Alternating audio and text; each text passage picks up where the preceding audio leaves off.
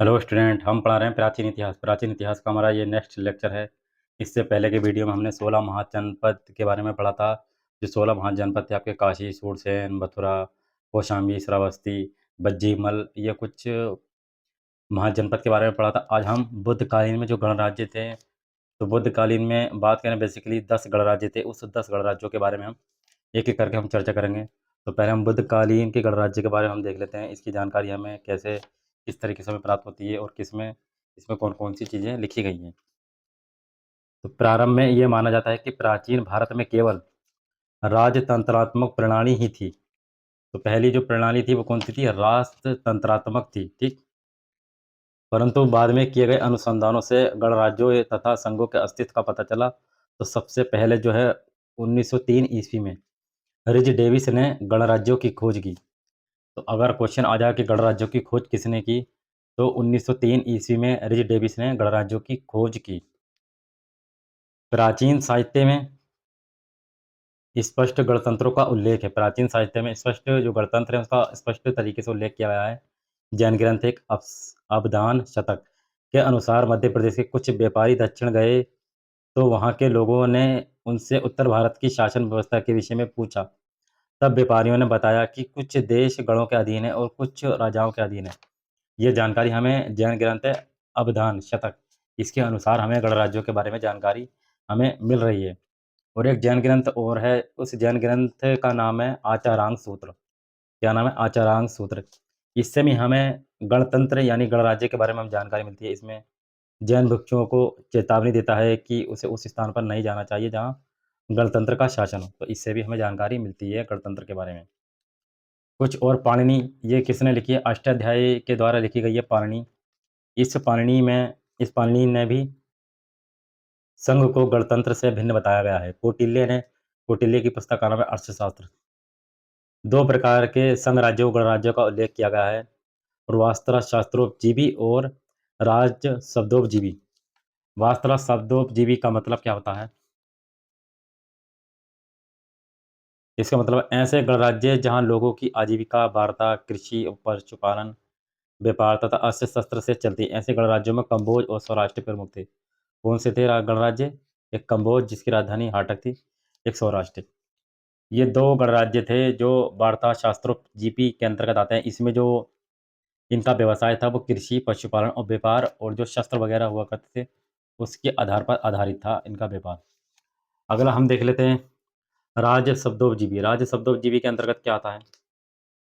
जैसे ऐसे गणराज्य जो राजा की उपाधि का प्रयोग करते हुए, जो राजा की उपाधि होती थी उसका प्रयोग करते हुए राज शब्दोपजीवी कहे जाते थे। जैसे राजा की उपाधि कौन सी हुई? जैसे लिच्छवी हो गई, ठीक, बज्जी, मल्ल, मद्र, कुकुर, पांचाल आदि थे। ये गणराज्य हैं जो इसके लिए राज शब्दोपजीवी के लिए प्रसिद्ध थे और यहाँ के शासन राजा करते थे राजा की उपाधि लेकर। महाभारत में भी गणराज्यों का उल्लेख हमें मिलता है। महाभारत में गणराज्यों का उल्लेख मिलता है। साहित्य के अलावा कुछ पुरातात्विक साक्ष्य भी हैं, इनके आधार पर भी हमें गणराज्यों की उपस्थिति का भी हमें उल्लेख मिलता है। तो पुरातात्विक साक्ष्यों के आधार पर हमें जानकारी मिलती है।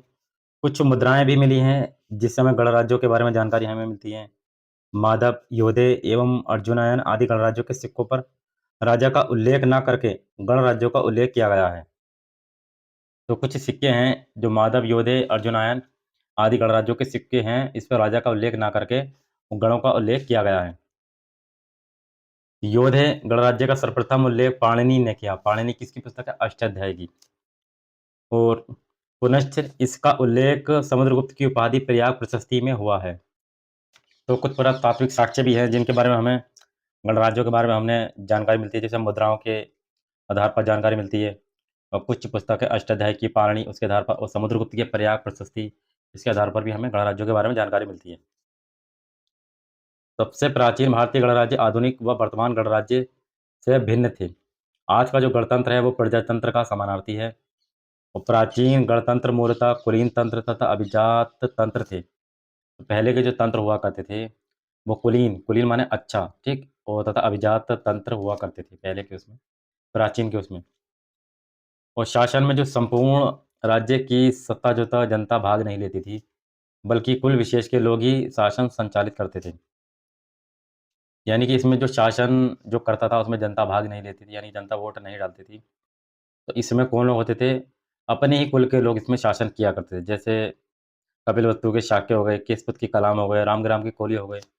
ये कुछ इस कुल के लोग थे जो इस शासन को चलाया करते थे। जैसे ही यदि कपिलवस्तु के शाक्य गणराज्यों का नाम लें तो वहाँ का शासन जो था शाक्य क्षत्रिय कुल के लोगों द्वारा ही संचालित किया जाता था, ना कि शासन में कपिलवस्तु की समस्त जनता भाग लेती थी। तो बात करें जो शासन है वो कुल किस हिसाब से होता था, जैसे कपिलवस्तु की बात करें, कपिलवस्तु में था शाक्य गणराज्य, वहाँ के लोग शासन करते थे और वहाँ पर जो स्थानीय जनता वो भाग नहीं लेती थी, ठीक? और वहाँ के जो शाक्य थे इन्हीं के द्वारा ही शासन संचालित किया जाता था। छठी शताब्दी ईसा पूर्व में बुद्धकालीन ने निम्नलिखित गणराज्य उपस्थित थे। तो छठी शताब्दी ईसा पूर्व में जो गणराज्य थे, वो कितने गणराज्य थे? 10 गणराज्य हुआ करते थे। तो पहले गणराज्य के बारे में हम देख लेते हैं। पहला गणराज्य था कपिलवस्तु के शाक्य, कपिलवस्तु। ये कपिलवस्तु कहाँ पर? आपके सिद्धार्थनगर में ये कपिलवस्तु स्थित है। तो पहले हम देख लेते हैं नंबर 1, 10 गणराज्यों के बारे में हम पढ़ेंगे। तो पहला है कपिलवस्तु के शाक्य। इसकी राजधानी जो थी वो कपिलवस्तु थी। कपिलवस्तु की जो पहचान है पहले नेपाल में स्थित तिलोरा कोट से की जाती थी, परंतु अब इसे सिद्धार्थनगर जिले में स्थित पीपर हवा नाम से जाना जाता है। वर्तमान में कहाँ पर स्थित है ये? सिद्धार्थनगर में एक जिला है पीपर हवा, वहाँ पर स्थित है ये कपिलवस्तु। यहाँ से एक बौद्ध स्तूप मिला है जिसमें बुद्ध के शरीर के अवशेषों पर स्तूप निर्माण का हमें प्रमाण मिलता है। इस पीपर हवा से हमें एक बौद्ध स्तूप मिला है और वहाँ पर गौतम बुद्ध के शरीर के अवशेष का प्रमाण मिलता है। शाक्यों को अपने रक्त की शुद्धता पर बहुत अभिमान था। वे केवल अपने कुल में ही वैवाहिक संबंध स्थापित करते थे। तो ये शाक्य लोग जो थे, जैसे गौतम बुद्ध थे वो शाक्य थे ना, तो ये अपने ही कुल में वैवाहिक संबंध स्थापित करते थे। यानी कि अगर खुद शाक्य हैं तो जहाँ पर उनकी शादी होगी वो भी शाक्य होंगे। अपने ही उसमें कुल में विवाह करते थे ये लोग, शाक्य। जब प्रसेनजीत की बहन का नाम क्या था? महाकोशला, और एक पुत्री थी, इसकी पुत्री का नाम था बाजीराव। तो प्रसेनजीत ने शाक्य कुल की कन्या से विवाह का प्रस्ताव किया। तब शाक्यों ने छल से एक दासी पुत्री बासभक्क खतिया से प्रसेनजीत का विवाह करा दिया। तो जो राजा था प्रसेनजीत ने क्या करा कि मैं शाक्यों में शादी करना चाहूँगा। तो शाक्यों ने क्या करा, एक छल कपट करके, शाक्यों में ना करके एक दासी पुत्री थी जिसका नाम था वास भकतिका, उससे प्रसेनजीत की शादी करा दी। वास भक्तिया से प्रसेनजीत को एक पुत्र उत्पन्न हुआ जिसका नाम था बिड़ु। बास खतिया से एक पुत्र उत्पन्न हुआ जिसका नाम था बिड़ु। और जब बिड़ु अपने ननिहाल गया तब दासी पुत्र कहकर अपमान किया गया। जब कौन था, बिड़ु अपने ननिहाल गया तो तब जो उसका अपमान कर दिया कि तुम जो हो दासी दासी के पुत्र हो, ना कि शाक्यों के। राजा बनने पर बिड़ु ने इसी अपमान का बदला लेने के लिए शाक्यों पर आक्रमण कर दिया और शाक्य गणराज्य को विनष्ट कर दिया। जब ये बिड़ु बड़ा होगा तो बड़ा होकर पहले क्या करेगा, इस शाक्यों पर आक्रमण करेगा कि इन्होंने क्या मेरा अपमान कर दिया। तो उसने शाक्यों पर आक्रमण करके और जो शाक्य जो गणराज्य था पूरा उसे नष्ट कर दिया बिड़ु ने। कुछ शाक्य जो थे पीपीलीवन भागकर अपनी जान बचाए और कुछ पीपीलीवन के मौर्य गणराज्य को स्थापित किया। तो कुछ भाग गए और कुछ जो है पीपीलीवन में मौर्य गणराज्य का इन्होंने स्थापित किया। हालांकि इसी आक्रमण के बाद जब बिड़ुक की सेना लौट रही थी तो राप्ती नदी की बाढ़ में विनष्ट हो गई। जब बिड़ुक की सेना लौट रही थी तो राप्ती नदी के पास इसकी सेना बाढ़ से नष्ट हो गई। तो बिड़ुक कौन था? प्रसेनजीत का पुत्र था बिड़ुक। अब बुद्ध काल में ये 10 गणराज्य हैं। 10 गणराज्यों के बारे में आप देख लें। ये 10 गणराज्य जो थे, जैसे पहला है कपिलवस्तु के शाक्य, ठीक। फिर हम पढ़ेंगे केशपुत्र के कलाम है, रामग्राम के कोलिया वंश के बारे में हम जानकारी प्राप्त करेंगे। पीपलीवन के मौर्य और कुशीनारा के मल के बारे में हम जानकारी देखते हैं। और पाबा पाबा से भी हमें मल, सुमारगिरी के भग, अलकल के बुली, मिथिला के विदेह और वैशाली के लिच्छवी। इन 10 गणराज्यों के बारे में हम चर्चा करेंगे। पहला गणराज्य हमने देख लिया, कपिलवस्तु के शाक्य। अब इसके बाद हम देखेंगे केशपुत्र के कलाम। अब हमारा आता है केशपुत्र की कलाम। ये गणराज्य जो था कौशल के पश्चिम में स्थित था। वैदिक साहित्य में इसका संबंध पांचाल के केशियों से स्थापित किया गया था। इसी गणराज्य के अलार कलाम थे। अलार कलाम जो थे, वो कौशल के पश्चिम में स्थित केशपुर के कलाम थे, जो सांख्य दर्शन के आचार्य थे, जिनसे सबसे पहले महात्मा बुद्ध ने वैशाली में दीक्षा ली थी। तो सबसे पहले महात्मा बुद्ध ने अलार कलाम से शिक्षा ली थी, यानी कि एक गुरु हो गए, एक हिसाब से गुरु हो गए, उनसे इन्होंने वैशाली में शिक्षा ली थी। तो केशपुर के कलाम कौन से हो गए? अलार कलाम। अब आता है रामग्राम के कोलीय वंश। रामग्राम का कोलीय वंश, कोलीय कुल। ये शाक्य गणराज्य के पूर्व में स्थित था और पश्चिम में कौन सा हो गया आपका? केशपुर के कलाम। वर्तमान में इसकी पहचान जो गोरखपुर जिले के रामगढ़ ताल से की जाती है।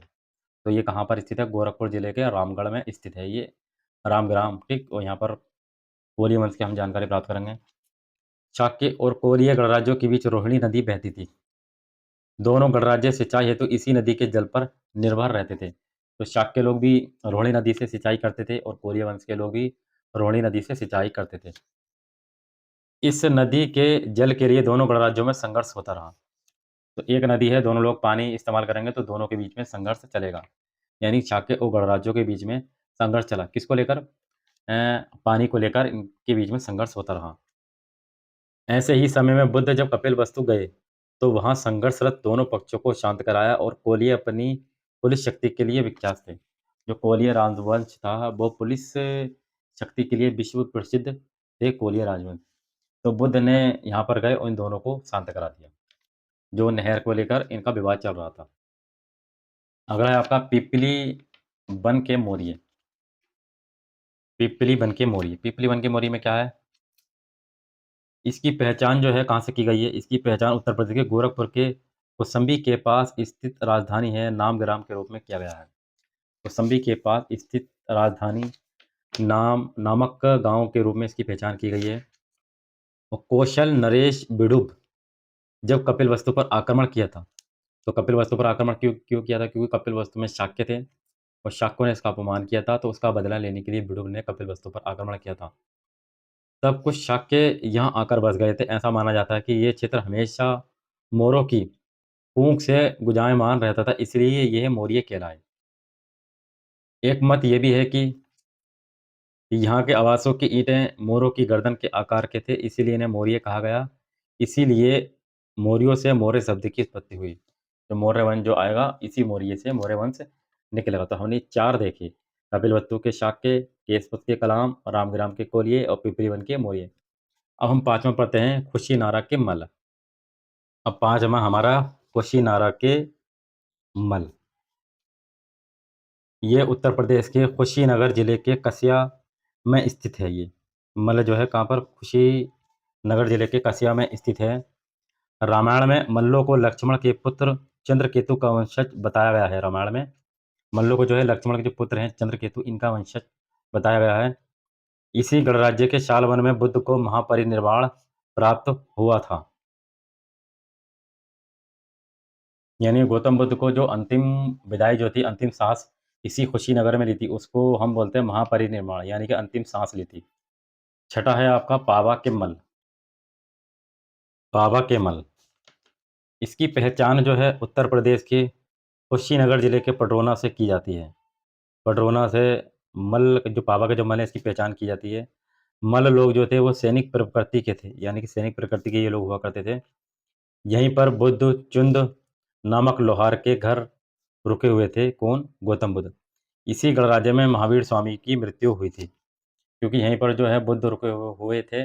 वहीं पर चुंद नामक लोहार है, उसने कुछ ऐसी सामग्री खिला दी थी जिनसे इन्हें अतिसार रोग होने लगा था। तो इसी पावा के मल में, जो कुशीनगर जिला के पडरौना में स्थित है, यहीं पर महावीर स्वामी की मृत्यु हुई थी। अगला हम देख लेते हैं सुमसुमारगिरी के भग। सुमसुमारगिरी के भग, इसकी पहचान उत्तर प्रदेश के मिर्जापुर जिले में स्थित चुनार से की जाती है। बुद्ध के समय यहाँ का शासक वत्सराज उदयन का पुत्र बोधि कुमार था। तो सुमसुमारपुर में जो है वत्सराज उदयन, उदयन का पुत्र है बोधि कुमार, यहाँ का शासक हुआ करता था और इसने बुद्ध की शिष्यता ग्रहण की थी, बोधि कुमार ने। अब अगला हम देख लेते हैं अलकल्प के बुली। अल्पकल्प के बुली, ये गणराज्य आपका कहाँ पर स्थित था? ये गणराज्य जो वर्तमान में बिहार प्रांत के आरा, शाहाबाद, मुजफ्फरपुर जिले के भूभाग पर स्थित था, बिहार में स्थित है ये। इनका बेटद्वीप बेतिया से घनिष्ठ संबंध था, बेटद्वीप इनकी राजधानी थी। तो अलकप के बुली ये बिहार में स्थित है, शाहाबाद, मुजफ्फराबाद जिले के भूभाग पर स्थित था और बेटद्वीप इनकी प्रमुख राजधानी हुआ करती थी। अगला हम देख लेते हैं मिथिला के विधेय। मिथिला के बारे में जानकारी हम देख लेते हैं। मिथिला कहाँ पर स्थित है ये? मिथिला आपके बिहार में स्थित है। बिहार के दरभंगा और भागलपुर में ये स्थित है मिथिला। दरभंगा और भागलपुर जिले में स्थित है। इसकी राजधानी क्या थी? जनकपुर थी मिथिला की। प्रारंभ में यहाँ राजतंत्र था, परंतु बुद्ध के समय ये गणराज्य बन गया था। तो पहले राजतंत्र था, उसके बाद में गणराज्य बन गया। यहाँ के राजा जनक अपने दार्शनिक ज्ञान के लिए विश्व प्रसिद्ध थे। तो यहाँ के जो राजा थे, वो अपने दार्शनिक ज्ञान के लिए प्रसिद्ध हुआ करते थे। विदेह बज्जी संघ का सदस्य था। मिथिला एक व्यापारिक नगर था, यहाँ श्रावस्ती से भी व्यापारी आते थे। मिथिला एक व्यापारिक नगर हुआ करता था और यहाँ पर श्रावस्ती से भी लोग व्यापार करने आया करते थे। अब लास्ट आपका बचा है वैशाली के लिच्छवी, नंबर 10 वैशाली के लिच्छवी। तो वैशाली के लिच्छवी के बारे में हम चर्चा कर लेते हैं। ये भी कहाँ पर स्थित है? आपके बिहार में। ये बिहार में स्थित है वैशाली और बुद्ध काल का सबसे शक्तिशाली गणराज्य था वैशाली। इसकी राजधानी वैशाली थी। समीकरण मुजफ्फरपुर के बसाड़गल में स्थापित किया गया था इसको। सुत्त निपात में वैशाली को मगधपुरम कहा गया है। सुत्त निपात ये गौतम बुद्ध की ग्रंथ का नाम है, सुत्त निपात। इस वैशाली को मगधपुरम कहा गया है। बुद्ध काल में यहाँ का राजा जो था वो चेटक था, चेटक। चेटक की बहन थी त्रिशला, जो महावीर स्वामी की माता थी, और चेटक की पुत्री थी छलना। छलना का विवाह जो है मगध नरेश बिंबिसार से करा दिया था। तो चेटक की जो बहन थी त्रिशला, उसकी शादी, वो त्रिशला जो थी वो महावीर स्वामी की माता थी और चेटक की एक पुत्री थी छलना। छलना का विवाह जो बिंबिसार नरेश से करा दिया था। तो बिंबिसार की 3 शादियाँ हो गई। तो एक तो जो प्रसेनजीत की बहन थी जिसका नाम था महाकोशला, उससे बिंबिसार की शादी हुई, ठीक?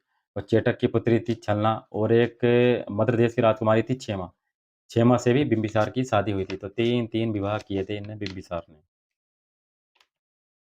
तो बिंबिसार नरेश से इसका विवाह हो गया था और मग जातक में वैशाली को एक धनी, समृद्धशाली और घनी आबादी वाला नगर बताया गया है। वैशाली जो था एक समृद्ध व्यापारिक डेवलपमेंट नगर हुआ करता था और यहाँ पर घनी आबादी हुआ करती थी। काफ़ी सारे लोग रहा करते थे यहाँ पर। एक बण जातक के अनुसार ये नगर 3 दीवारों से घिरा हुआ था।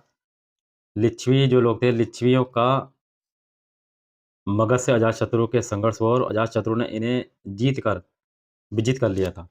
तो लिच्छवी जो थे, वैशाली के लिच्छवियों ने मगध से अजातशत्रु के समय संघर्ष हुआ और अजातशत्रु ने इन्हें जीत लिया। विश्व का पहला गणतंत्र था जो लिच्छवियों ने ही स्थापित किया था। जो ये गणतंत्र था, पहला गणतंत्र था जो लिच्छवियों ने इसे स्थापित किया था। कैसा गणतंत्र था? ये पहला गणतंत्र हुआ करता था। आम्रपाली नामक नगरवधु इसी गणराज्य के एक मुखिया की पुत्री थी। आम्रपाली जो है नामक नगरवधु जो थी, वो इसी गणराज्य की एक मुखिया थी, उसकी पुत्री थी जिसका नाम था आम्रपाली, जो वैशाली के लिच्छवी में रहा करती थी। तो ये तो हमने 10 गणराज्यों के बारे में हमने चर्चा देखी। अब इन गणराज्यों की जो शासन पद्धति थी, वो किस प्रकार की हुआ करती थी? एक बार हम उसको देख लेते हैं। इनकी गणराज्यों की शासन पद्धति वो किस प्रकार की थी? यदि हम बात करें यहाँ की जो शासन पद्धति है, गणराज्यों की शासन पद्धति में उनके संस्थागारों की महत्वपूर्ण भूमिका थी। यही समस्त महत्वपूर्ण विषयों पर चर्चा के उपरांत बहुत निर्णय लिया जा सकता है कि इसे केंद्रीय समिति भी कहा जाता था। इसका प्रमुख गण सही कार्यपालिका का अध्यक्ष भी होता था। इस केंद्रीय समिति के सदस्यों की संख्या विभिन्न गणराज्यों में भिन्न-भिन्न होती थी। लिच्छवियों के संस्थागार के सदस्यों की संख्या, जो लिच्छवी थे, वैशाली के लिच्छवी, ये सदस्यों के संस्थागार की संख्या 7,707 तथा शाक्यों के संस्थागारों के सदस्यों की संख्या 500 थी। तो शाक्यों में जो संस्था थे, उसमें जो लोग हुआ करते थे 500, लिच्छवियों में थे 7,707 लोग हुआ करते थे। गण की कार्यपालिका का अध्यक्ष एक निर्वाचित राजा होता था, जिसके अधीन जो था उपराजा, भंडागारिक, सेनापति आदि होते थे। इस राजा के पास जो था उपराजा, भंडागारिक और सेनापति आदि होते थे। गण जो था विभिन्न छोटे-छोटे क्षेत्रों में प्रशासनिक इकाइयों के रूप में बँटा हुआ था, गण। इन इकाइयों के प्रमुख को ही राजा बोला जाता था। ये राज्य के कुलीन परिवारों के लोग होते थे। इनके अधीन भी उपराजा, सेनापति, भंडागारिक आदि होते थे। इन शासकीय इकाइयों के प्रमुख को राजा, केंद्रीय समिति, संस्थागार के सदस्य भी होते थे। ये इनकी शासन प्रणाली थी गणराज्यों में। सभी महत्वपूर्ण निर्णय और नियुक्तियाँ जो थी, वो संस्थागार के द्वारा किया जाते थे। ये महत्वपूर्ण जो नियुक्तियाँ हैं, निर्णय हैं, वो संस्थागार के द्वारा किए जाते थे। संस्थागार में सभी सदस्यों के बैठने की अलग-अलग व्यवस्था होती थी। इनका जो प्रबंध था, इनका मैनेजमेंट जो था, वो आसन पत्रापक नामक अधिकारी करता था। तो निर्णय जो नियुक्तियाँ थी, वो संस्थागार करते थे। इस संस्थागार का जो सदस्य जो बैठे थे, इनके जो अधिकारी हुआ करते थे, वो आसन पत्रापक हुआ करते थे, इनके अधिकारी। कोरम की पूर्ति कोरम जैसे लोगों की पूर्ति, कोरम की पूर्ति, प्रस्ताव रखना, मत विभाजन करना आदि के नियम स्पष्ट थे। कोई भी प्रस्ताव 3 बार पढ़ा जाता था। विरोध की स्थिति में मत विभाजन किया जाता था। मत के लिए छंद शब्द का प्रयोग हुआ है। यानी कि प्रस्ताव इसमें रखा जाता था और प्रस्ताव को 3 बार पढ़ा जाता था और इसमें कोई विरोध भी इस प्रस्ताव का विरोध भी किया जा सकता था इसमें। मत पत्र जो लकड़ी की विभिन्न रंग की शलाकाओं पर होता था। मतदान अधिकारी को शलाका ग्राहक कहा जाता था। तो जो मत जो लिखा होता था, वो लकड़ी पर लिखा होता था और जो अधिकारी होता था इसका मत का, उसको शलाका ग्राहक कहा जाता था। गणराज्य की जो न्याय पद्धति भी अनोखी थी। गणराज्य की न्याय पद्धति भी अनोखी थी। सुमंगल विलासिनी के अनुसार गणराज्यों में नीचे से ऊपर तक 8 न्यायालय थे। तो सुमंगल विलासिनी कहते हैं कि गणराज्यों में 1 से लेके 8 तक न्यायालय थे। सर्वोच्च न्यायालय यानी कि का प्रधान जो था, वो राजा हुआ करता था, यानी गण का प्रधान था। गण की न्याय व्यवस्था हेतु ये न्याय विभाग का उल्लेख मिलता है।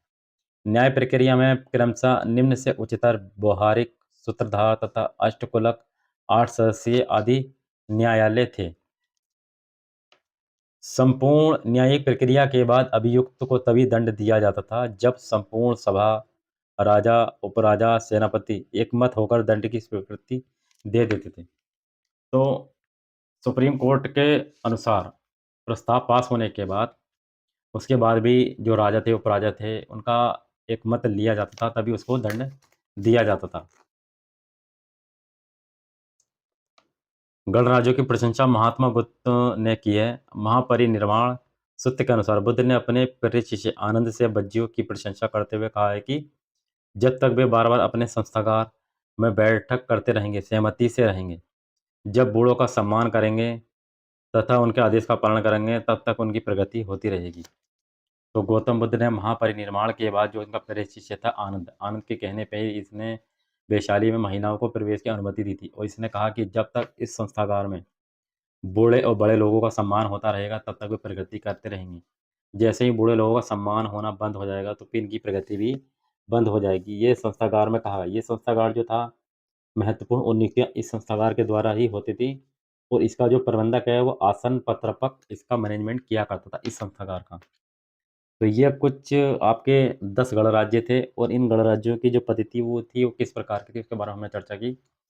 अब इसके बाद जो हम नेक्स्ट चैप्टर पढ़ेंगे हम मगध, मगध के बारे में। मगध का जो उत्कर्ष किस प्रकार से होता, उसमें बिंबिसार, उसका पुत्र अजातशत्रु, अजातशत्रु का पुत्र उदयन, ये लोग शासन करते हैं वहाँ, उसके बारे में। चलिए, थैंक्स।